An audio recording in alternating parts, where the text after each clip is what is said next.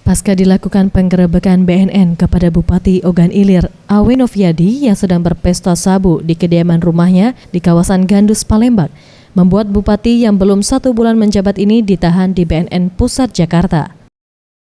Menanggapi kejadian ini, Ardian Saptawan, pengamat politik Unsri mengatakan, sanksi berat harus diberikan kepada pelaku pengguna narkoba meskipun seorang pejabat daerah.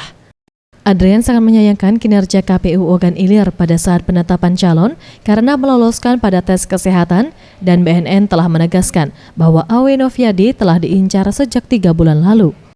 Ia menambahkan untuk melanjutkan pemerintahan di Ogan Ilir, Gubernur Sumsel akan segera menunjuk PLT yang kemungkinan akan diduduki oleh Ilyas Panji Alam yang sebelumnya menjabat sebagai Wakil Bupati Ogan Ilir agar roda pemerintahan tidak berhenti dalam hal melayani masyarakat Ogan Ilir.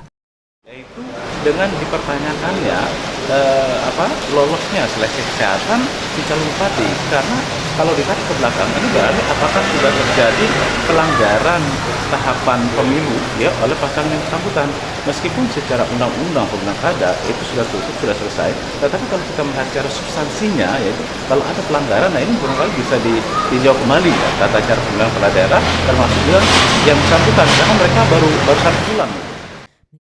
Ia menambahkan untuk wewenang PLT sendiri belum sepenuhnya dapat dipakai untuk memutuskan sesuatu hal yang berkaitan dengan pemerintahan karena masih mengatasnamakan bupati yang sepenuhnya masih dijabat oleh Awe Noviadi.